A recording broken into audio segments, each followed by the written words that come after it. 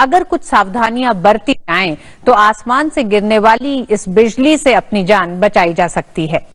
हर बिजली का चमकना बिजली का गिरना नहीं होता। बिजली अगर आकाश में ही रहे तो वो केवल बिजली का चमकना या गरजना कहलाएगा, लेकिन बिजली अगर धरती पे पड़ी किसी चीज से टकराए तो वो बिजली का चमकना गरजना तो होगा ही, साथ ही ये बिजली का गिरना भी कहलाया जाएगा। आइए सबसे पहले समझते हैं कि क्या होती है आकाशीय बिजली। बिजली गिरने की मुख्य वजह संवहन बादल यानी कि कन्वेक्टिव क्लाउड्स होते हैं। ये कन्वेक्टिव क्लाउड्स क्या होते हैं? भाप वाली हवा जब हल्की होकर ऊपर की ओर उठती है और फैलकर ठंडी होती है और इससे बादल बनते हैं। सतह से गर्म हवा के आसमान के ठंडे वातावरण की ओर उठने से बनते हैं ये बादल। आसमान में ऑपोजिट एनर्जी के बादल हवा से उमड़ते और घुमड़ते रहते हैं। ये निरंतर एक प्रक्रिया है। इससे होने वाले घर्षण यानी कि फ्रिक्शन से बिजली पैदा होती है। आसमान में किसी तरह का कंडक्टर न होने से बिजली पृथ्वी पर कंडक्टर की तलाश में पहुंच जाती है, जो कि नुकसान पहुंचाता है। और ऐसे ही बादलों का नेगेटिव चार्ज और धरती का पॉजिटिव चार्ज का मिलना बिजली गिरने का कारण होता है। यही वो कारण है, इसी को आप एक तरह से वैज्ञानिक रूप से समझ सकते हैं कि बिजली गिरना क्या होता है और क्या कारण है कि इस मौसम में ये घटनाएं सबसे ज्यादा है। तो मुख्य रूप से बिजली गिरने के 2 चरण होते हैं।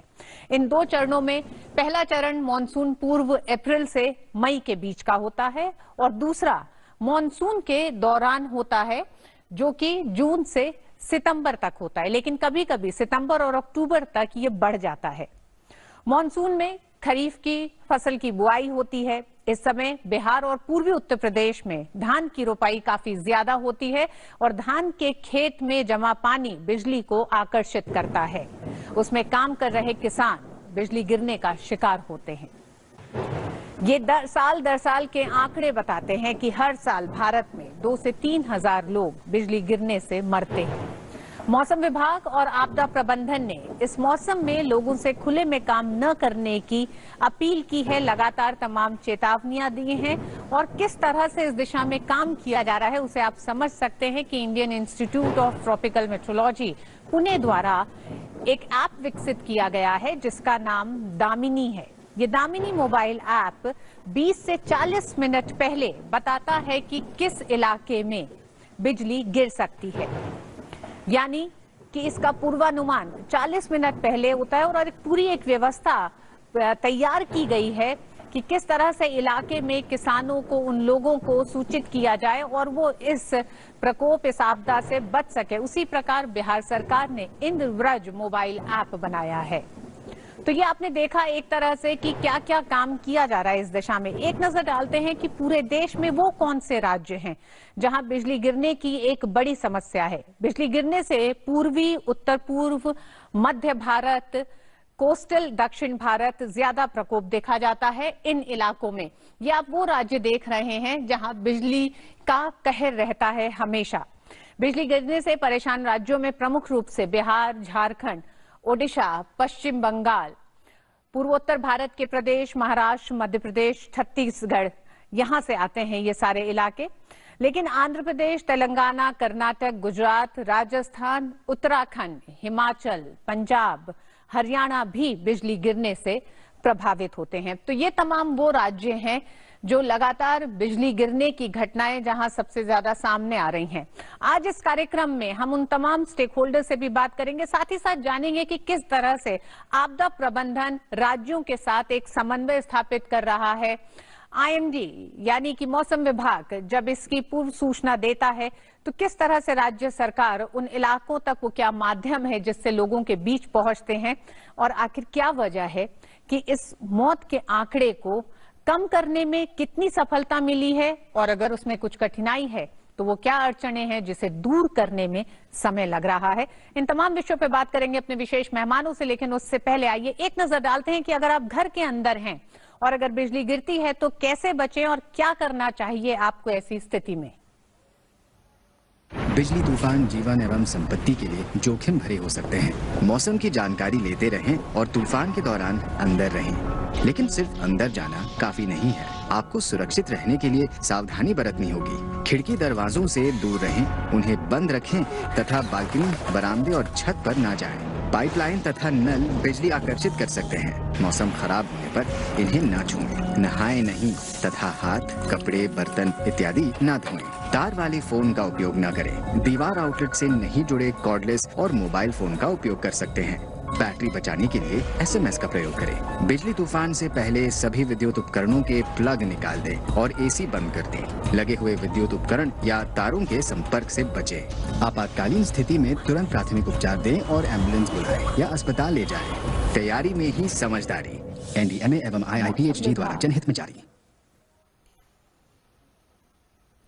और आपने देखा कि किस तरह से आप उन सावधानियों को बरत सकते हैं अगर आप घर पे हैं और अगर बिजली गिरने, जहां बिजली गिर सकती है उस इलाके में हैं या बिजली गिर गई है, तो वो कौन सी सावधानियां हैं जो आपको ध्यान में रखनी है। हमारे साथ कुछ मेहमान हमारे साथ जुड़ गए हैं। हमारे साथ 3 मेहमान इस समय शो में मौजूद रहेंगे। हमारे साथ air vice marshal retired doctor Ajit Tyagi हैं, सोशल फील्ड एडवाइजर हैं, इरादे से हैं, एक्स DG IMD भी हैं। बहुत बहुत स्वागत है आपका डॉक्टर त्यागी। हमारे साथ श्री राजेंद्र सिंह हैं, सदस्य NDMA। राजेंद्र सिंह जी, आपका भी बहुत बहुत स्वागत है। और हमारे साथ शोभा सेन भी जुड़ेंगी, वो जुड़ेंगी IMD से। आपका भी शोभा जी बहुत बहुत स्वागत है हमारे इस कार्यक्रम में। तो सबसे पहले हम रुक करना चाहेंगे, एक तरह से NDMA से जानना चाहेंगे सबसे पहले कि किस तरह से इस आपदा के तरफ काम किया गया है, इससे निपटने से राज्यों को किस तरह के निर्देश दिए गए हैं, क्योंकि हमने देखा है कि अन्य आपदाओं की तुलना में बिजली गिरने से होने वाली आपदाओं पर औसतन या उसकी तुलना में कहें तो पिछले कुछ सालों में कम समय दिया गया है, कम ध्यान दिया गया है, ये भी कहा जा सकता है। लेकिन 2018 के बाद से बाकायदा दिशा निर्देश जारी हुए हैं, राज्यों के साथ एक तरह से गाइडलाइंस बनाई गई हैं, साथ ही साथ कई ऐसे मैकेनिज्म हैं जिसको लेकर काम हो रहा है। उनसे जानेंगे कि किस तरह से राज्यों के साथ समन्वय में वो क्या कदम उठाए गए हैं। लेकिन आइए उससे पहले एक बार आपको बता दें कि अगर किसी इलाके में बिजली गिरने की चेतावनी दी जाती है तो ऐसे में अगर लोग घर से बाहर हैं तो उन्हें किस तरह के एहतियात बरतने चाहिए। सुरक्षा नियमों की जानकारी बिजली तूफान में आपकी जान बचा सकती है। सबसे पहले पूरी तरह से बंद इमारत या वाहन के अंदर जाने की कोशिश करें।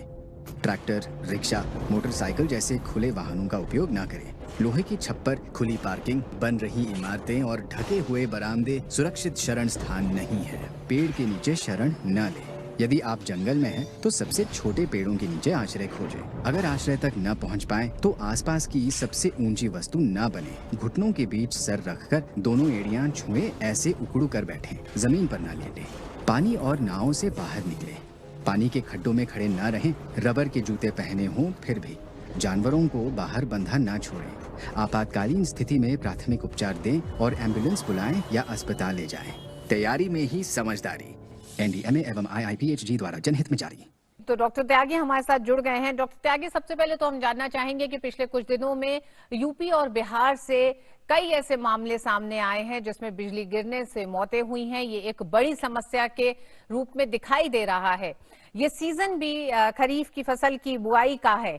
ऐसे में राज्य सरकारें किस तरह से इस आपदा से निपटने के लिए काम कर रही हैं? रितु जी, आपने अपने जो इंट्रोडक्टरी उसमें बताया कि इस दौरान खरीफ फसल की बुआई का काम होता है और मानसून का जब आगमन होता है तो उस समय जो ये कपासी मेघ होते हैं जिनसे कि लाइटनिंग होती है, वज्रपात होता है, तो ये दोनों का जो संगम है ये बहुत ही एक खतरनाक स्थिति पैदा कर देता है। तो किसान लोग दोपहर के बाद में, जबकि अधिकतर ये थंडरस्टॉर्म होते हैं जिनसे कि लाइटनिंग होती है, काम कर रहे होते हैं और उसका प्रभाव हम देखते हैं कि इस दौरान जबकि मानसून का ऑनसेट होता है जून के सेकेंड हाफ में या जुलाई के फर्स्ट हाफ में, तो अधिकतर जो इससे जो मृत्यु होती है किसानों की वो खेतों में होती है। जी। तो इसके लिए मेरे अनुसार तो ये है, क्योंकि अगर हम देखें उत्तर पूर्वी राज्यों में जहाँ भी अधिक ये घटनाएं होती हैं, परंतु वहाँ अपेक्षाकृत मृत्यु कम होती है, क्योंकि वो इस प्रकार की अपनी जो दैनिक दिनचर्या है उसमें जब थंडरस्टॉर्म हो रहे होते हैं तो वो बाहर काम नहीं करते हैं। तो हमको जो ये जो पूर्व सूचना मिलती है मौसम विभाग से और जो वहाँ के आपदा प्रबंधन है उस पर कार्रवाई करते हुए जागरूकता किसानों में लानी होगी कि जिस समय अगर चेतावनी है या दोपहर के बाद में अगर आपको आसमान में इस प्रकार के घने बादल दिख रहे हैं या जो गर्जन की आवाज सुनाई दे रही है तो उनको तुरंत जो खेतों से हटकर एक सुरक्षित जगह में जाकर शरण लेनी चाहिए, क्योंकि अगर आप सबसे देखा जाइए कि जो 90% डेथ्स होती हैं वो ओपन फील्ड में होती हैं, चाहे वो खेल का मैदान है। तो त्यागी जी, बिहार जैसे राज्य में क्या काम हुआ है इस दिशा में? सबसे पहले तो यही जानना चाहेंगे, क्योंकि इस समय बिहार और उत्तर प्रदेश में जो घटनाएं हो रही हैं वो चिंताजनक हैं। नहीं, ये तो क्योंकि किसी विशेष समय में जहाँ ज्यादा होता है आप उसका ध्यान देते हैं, परंतु राज्यों में मैंने कहा जो बिहार, पूर्वी उत्तर प्रदेश, मध्य प्रदेश, आंध्रा, तेलंगाना, उड़ीसा, झारखंड, ये सब क्षेत्र हैं। क्योंकि अगर हम भारत का मानचित्र देखें तो इसमें 43 to 45% जो डेथ्स हैं वो इन इलाकों में होती हैं। शेष भारत में 50% होती हैं। तो ये अपने आप में एक क्षेत्र है, क्योंकि यहाँ पर जो वायुमंडलीय स्थिति है वो इस प्रकार की होती है कि थंडरस्टॉर्म्स डेवलप होते हैं छोटा नागपुर प्लेटों में या प्लेन्स ऑफ बिहार और वेस्ट यूपी में जो हिमालय से जो थंडरस्टॉर्म्स आते हैं। तो ये स्थिति इस समय मानसून आने से पूर्व और मानसून के दौरान यहाँ उत्पन्न होती है।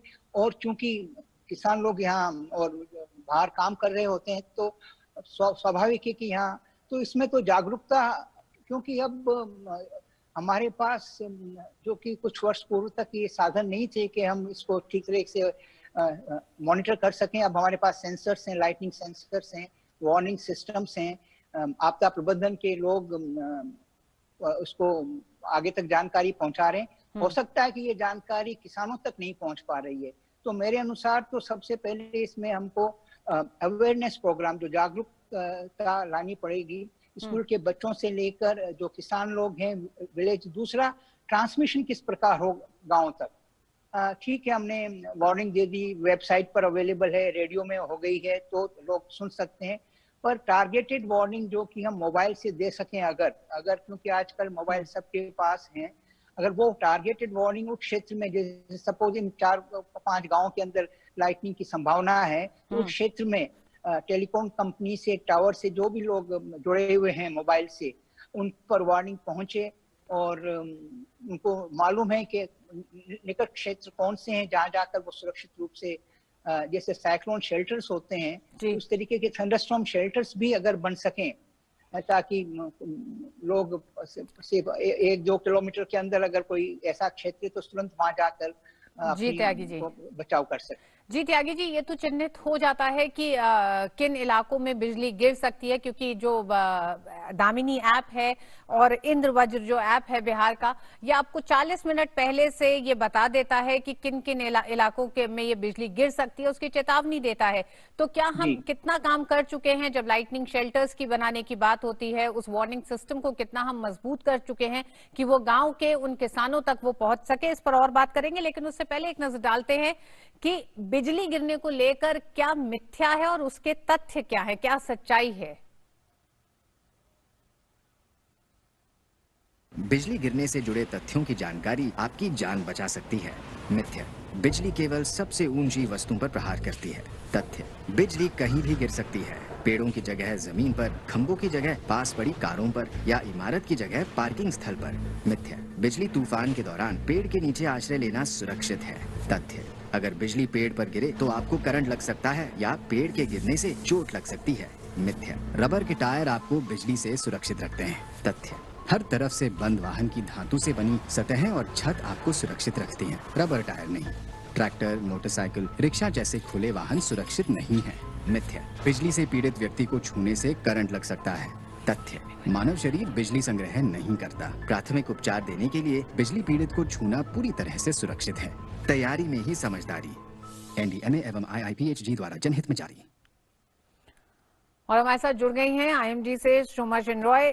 शोमा जी, आपका बहुत बहुत स्वागत है हमारे इस कार्यक्रम में। सबसे पहले तो शोमा जी, आपसे जानना चाहेंगे कि पिछले कुछ समय में हमने देखा है कि बड़ी चिन्हित जानकारी, एक तरह से 40 मिनट पहले बिजली गिरने की, किन इलाकों में बिजली गिर सकती है, संभावना है, आशंका है, संभावित इलाके चिन्हित किए जा सकते हैं।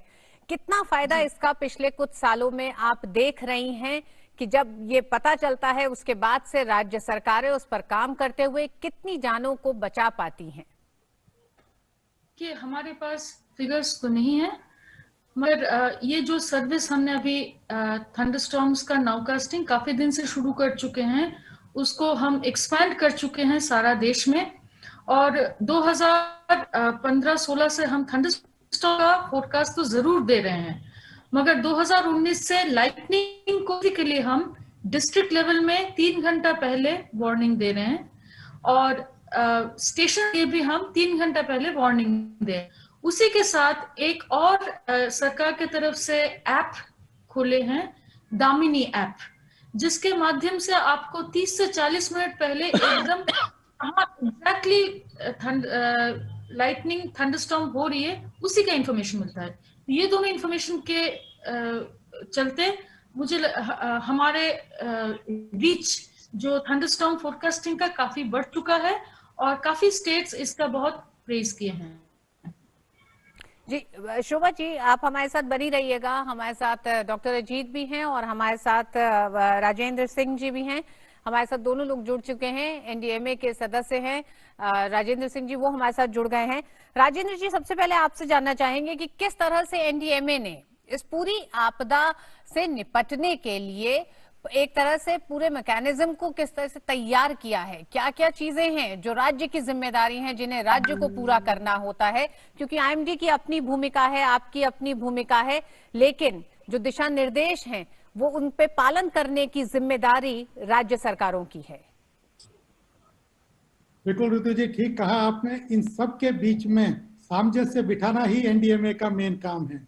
अगर हम एनडीएमए के एक्ट 2005 को देखें और उसमें चैप्टर 1 और सेक्शन 6 को देखें कि आपदा के एनडीएमए का रोल क्या है, तो अगर उसमें हम देखते हैं तो मैं पूरे दायित्वों को ना कह के मैं सिर्फ 3 पॉइंट वहां से उठा रहा हूं। और वो 3 पॉइंट है कि पहला पॉइंट है हमारा आपदा प्रबंधन के संबंध में नीतियां उपलब्ध कराना। दूसरा पॉइंट है राज्यों द्वारा अपने राज्यों में आपदा बनाने में सहयोग करना। और तीसरा है भारत सरकार के हर मंत्रालय और हर विभाग द्वारा राष्ट्रीय आपदा योजना के अनुसार बनाए प्लान को अनुमोदन करना।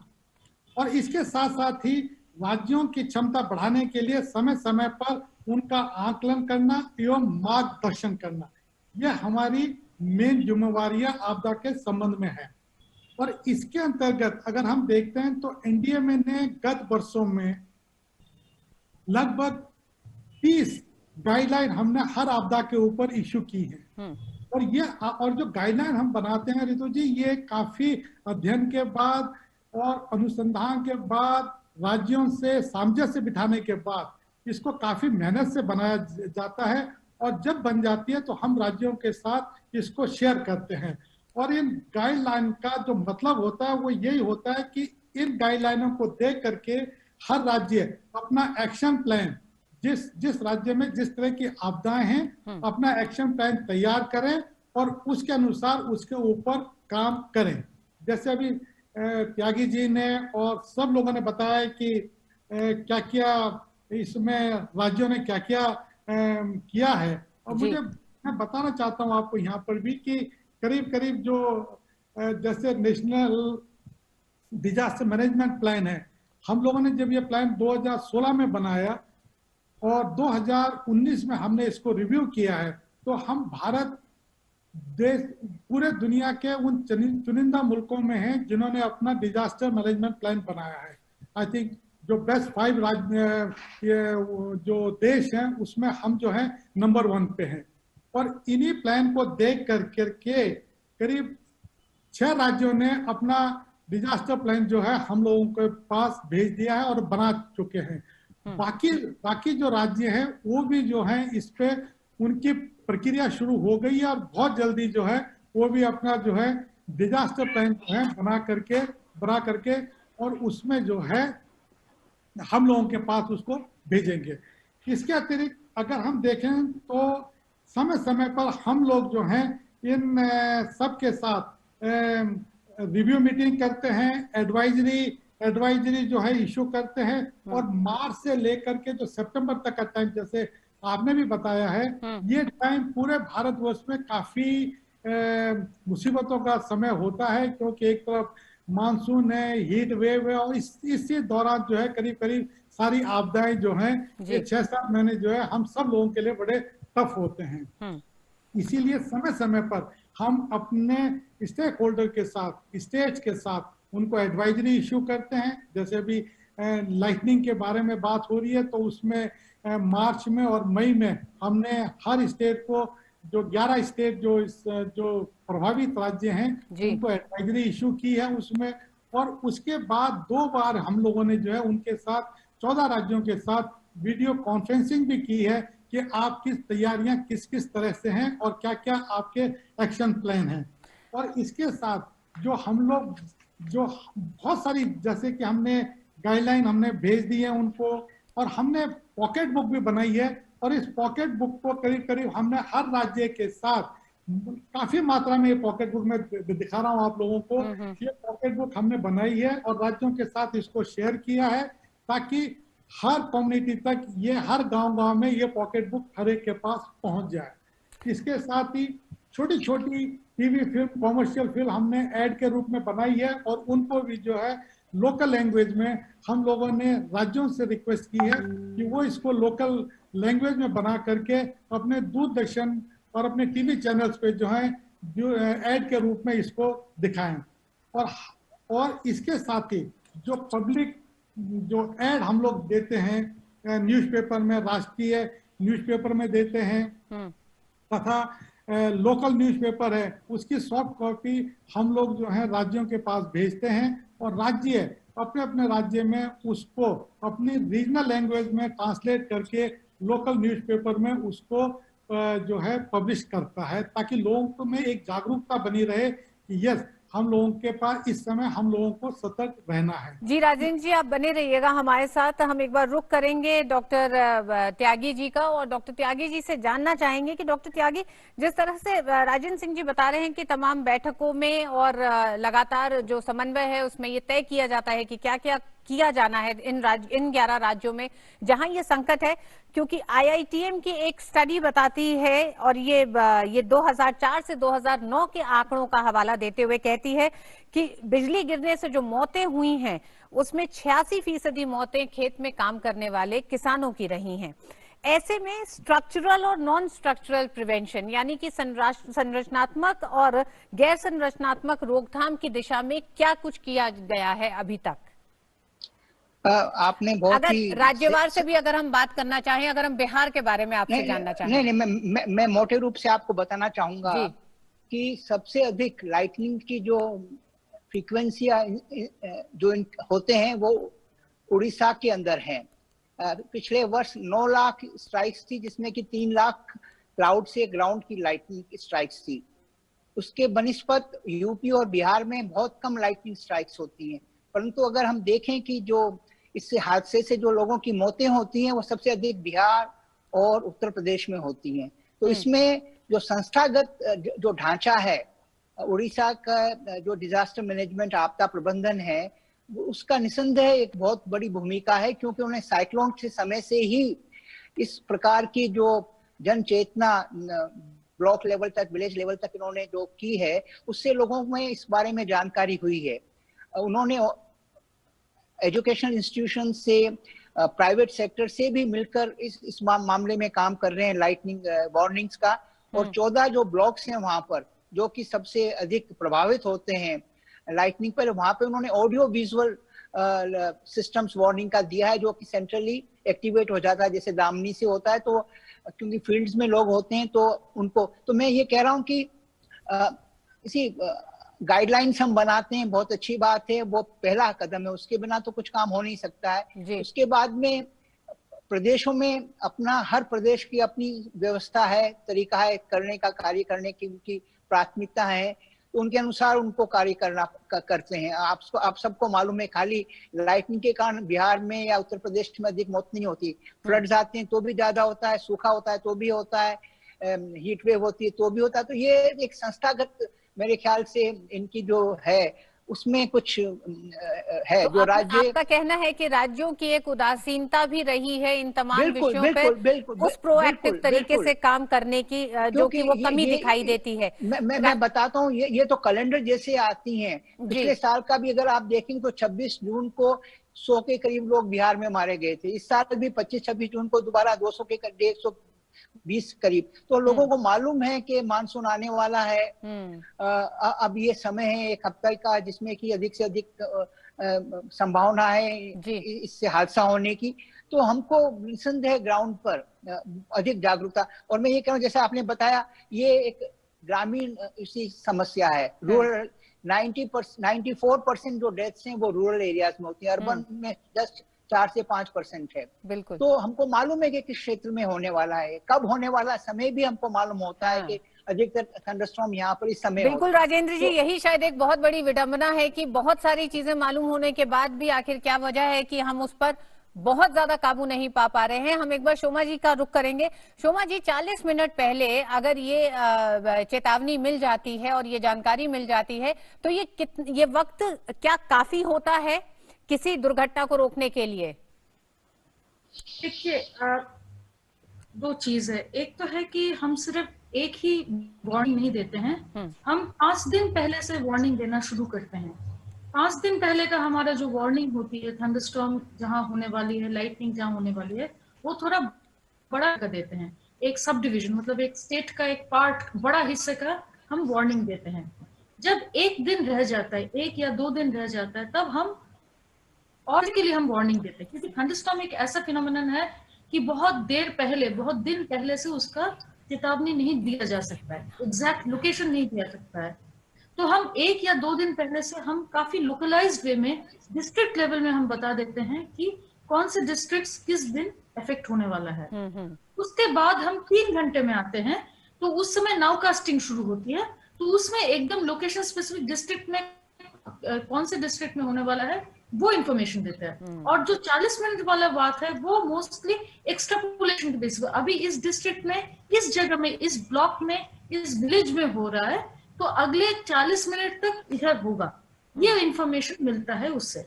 तो हम हर स्केल में इंफॉर्मेशन 5 दिन से लेके 40 मिनट तक का हम सारे इंफॉर्मेशन देते हैं। और एक और चीज मैं बोलना चाहूंगी, 2019 में इंडिया ने बहुत डॉक्यूमेंट निकाला है एक थंडरस्टॉर्म्स के बारे में।